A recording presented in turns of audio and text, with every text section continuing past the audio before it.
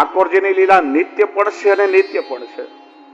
દરરોજ નિત્ય લીલા પણ થાય છે અને પ્રભુની લીલા શાશ્વત પણ છે. તમે એવું ના કહી શકો કે પેલા ઠાકોરજી આવી લીલા કરી હતી, આજે પણ ઠાકોરજીની એ જ લીલા એ પ્રમાણે ચાલી રહી છે.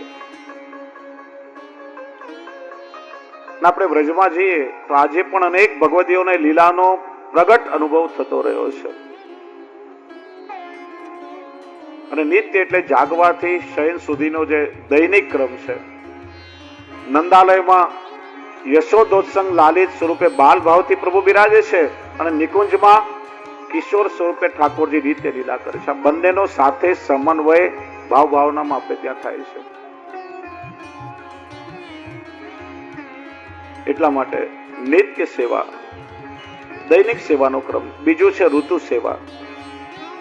12 મહિનામાં 6 ઋતુ આવે, દર 2 મહિને એક ઋતુ બદલાય. ઋતુ અનુસાર ઠાકોરજીના વસ્ત્ર, આભૂષણો, સામગ્રી રોગાડવાના ક્રમમાં પણ પરિવર્તન થાય. જેમ ઉનાળામાં આપણને ભારે કે ગરમ કપડા પહેરવા ના ગમે, તો ઠાકોરજીને પણ મલમલના કોમલ વસ્ત્રો ધરવા જોઈએ. જાજી સમજ ના પડતી હોય ને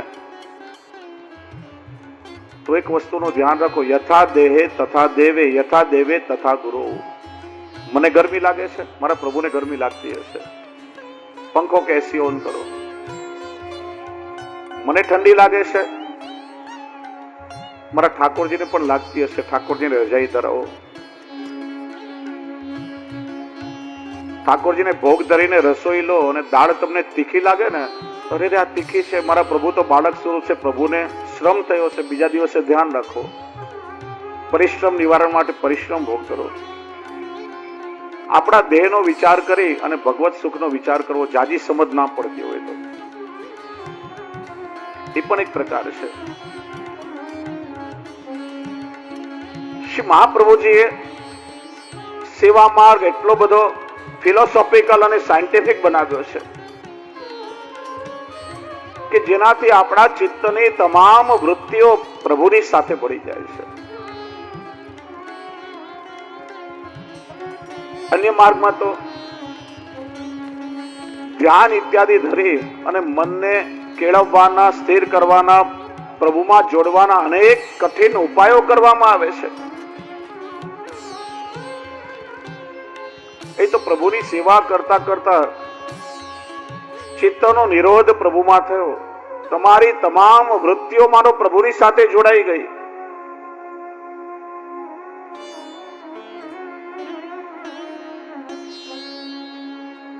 બાલ ભાવ અને કિશોર ભાવ ઉભય ભાવથી, અને શ્રી મહાપ્રભુજીએ તો નવધા ભક્તિ તમારી પ્રભુની સેવા સાથે જોડી દીધી છે.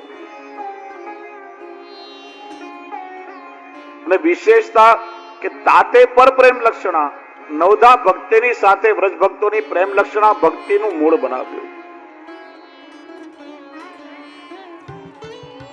દરરોજ આપણે સવારે સ્નાનાદિ કરી, તિલક ચરણામૃત કરી, જપ કે પાઠ કરીએ છીએ તો આપણી સ્મરણ ભક્તિ સિદ્ધ થઈ.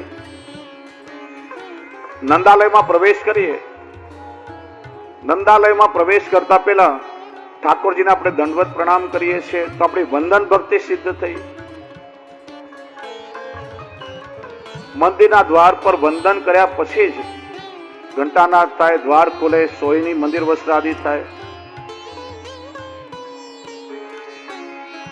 પછી કોઈ પણ એક માધુર્ય ભાવ, વાત્સલ્ય ભાવ, સખ્ય ભાવ, દાસ્ય ભાવ, એક ભાવ હૃદયમાં ધારણ કરી પ્રભુને લાડ લડાવીએ છીએ.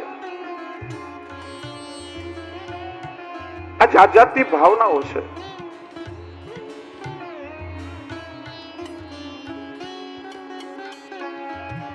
ઠાકોરજીને તમે સેવા પહોંચો, પ્રભુની અર્ચન ભક્તિ સિદ્ધ થઈ. અર્ચન ભક્તિની સાથે સાથે પાદ સેવન ભક્તિ ને દાસ્ય ભક્તિ, કેમ કે દાસ ભાવ તો દરેક ભાવનો પાયો છે. અને બ્રહ્મ સંબંધ લીધો ત્યારે તમારી આત્મનિવેદન ભક્તિ સિદ્ધ થઈ ગઈ છે.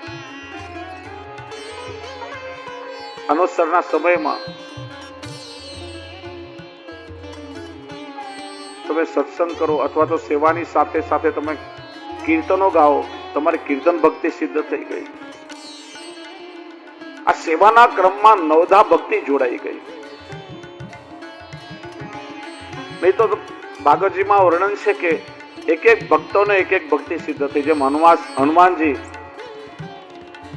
દાસ્ય ભક્તિના ગુરુ કહેવામાં આવે છે.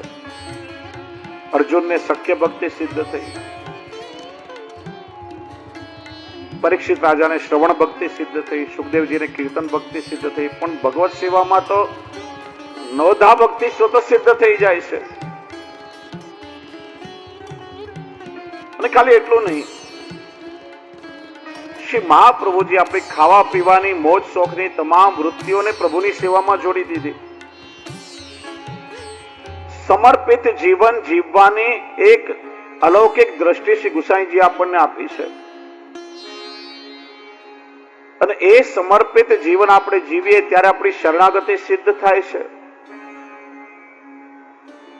બ્રહ્મ સંબંધ લીધું, ઘરે ઠાકોરજીની સેવા પધારી, પરિવારના બધા સ્વજનો, પતિ પત્ની, બાળકો પ્રભુની સેવામાં જોડાયા. શ્રી મહાપ્રભુજીએ જે પુષ્ટિ સિદ્ધાંત આપ્યા એને જીવવાની પદ્ધતિ શ્રી ગુસાઈજી આપણને શીખડાવી છે. અને એટલા માટે આપ સેવા કરી શીખવે શ્રી હરિ. શ્રી ગુસાઈજી પોતે સેવા કરી, વિવિધ પ્રકારે લાડ લડાવ્યા. સંસારમાં આસક્તિ ઉત્પન્ન કરનારા ત્રણ પરિબળો, ભોગ, રાગ અને શૃંગાર, ત્રણેયનો સમન્વય ભગવત સુખ માટે શ્રી ગુસાઈજીએ કરાવ્યો છે. નહીં તો લૌકિકમાં એવું કહેવાય કે જે ભોગ, રાગ, શૃંગારના ચક્કરમાં પડે જીવનું અધપતન થઈ જાય. પણ આ ત્રણેયનો વિનિયોગ ભગવત સુખાર્થે કરાવી અને જીવન જીવવાની સમર્પિત જીવનની એક અલૌકિક દ્રષ્ટિ શ્રી ગુસાઈજીએ કૃપા કરીને આપણને આપી છે.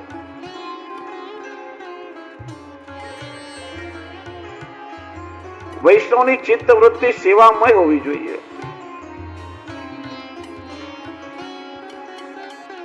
જો સેવા એ વૈષ્ણવની પ્રવૃત્તિ નથી, પાર્ટ ટાઈમ જોબ નથી, સેવા એ વૈષ્ણવની વૃત્તિ હોવી જોઈએ.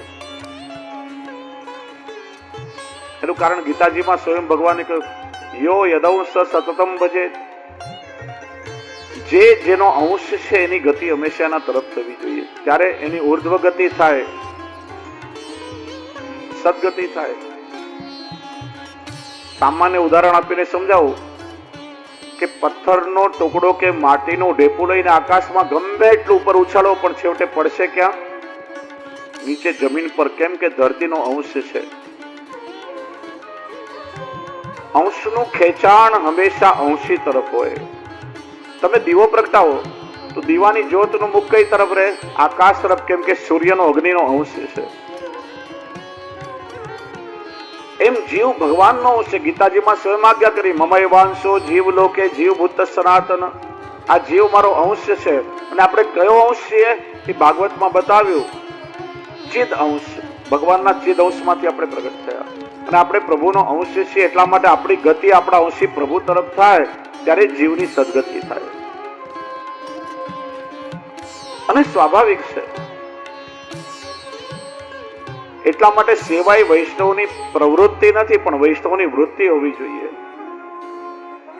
ઘણા લોકો કહેતા હોય, અમારું દિલ એકદમ સાફ છે, ચોખ્ખું છે, પછી અમારે સેવા કરવાની શું જરૂર?